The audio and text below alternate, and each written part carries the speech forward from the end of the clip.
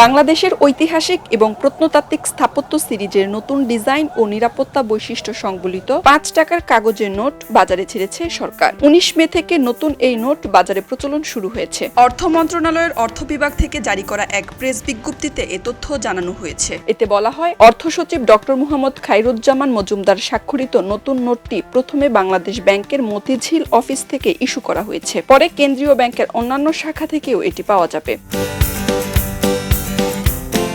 বিজ্ঞপ্তিতে জানানো হয়, নতুন ৫ টাকার নোটটির দৈর্ঘ্য ১১৭ মিলিমিটার এবং প্রস্থ ৬০ মিলিমিটার। নোটের সম্মুখ ভাগে ঢাকার ঐতিহ্যবাহী তারা মসজিদের ছবি ব্যবহার করা হয়েছে। পাশাপাশি ব্যাকগ্রাউন্ডে জাতীয় ফুল শাপলার নকশাও সংযোজন করা হয়েছে। নোটের পেছন ভাগে গ্রাফিতি ২০২৪-এর ছবি মুদ্রিত রয়েছে।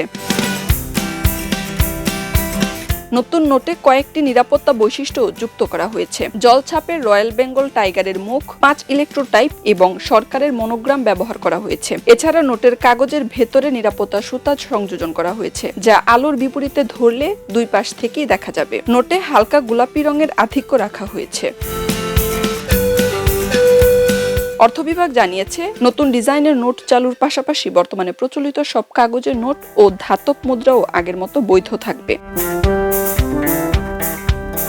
এদিকে মুদ্রা সংগ্রাহকদের জন্য নিয়মিত নোটের পাশাপাশি ৫ টাকার নমুনা নোটও ছাপানো হয়েছে। তবে এই নমুনা নোট বিনিময়যোগ্য নয়। সংগ্রাহকেরা নির্ধারিত মূল্য বাংলাদেশ ব্যাংক কারেন্সি মিউজিয়াম থেকে তা সংগ্রহ করতে পারবেন।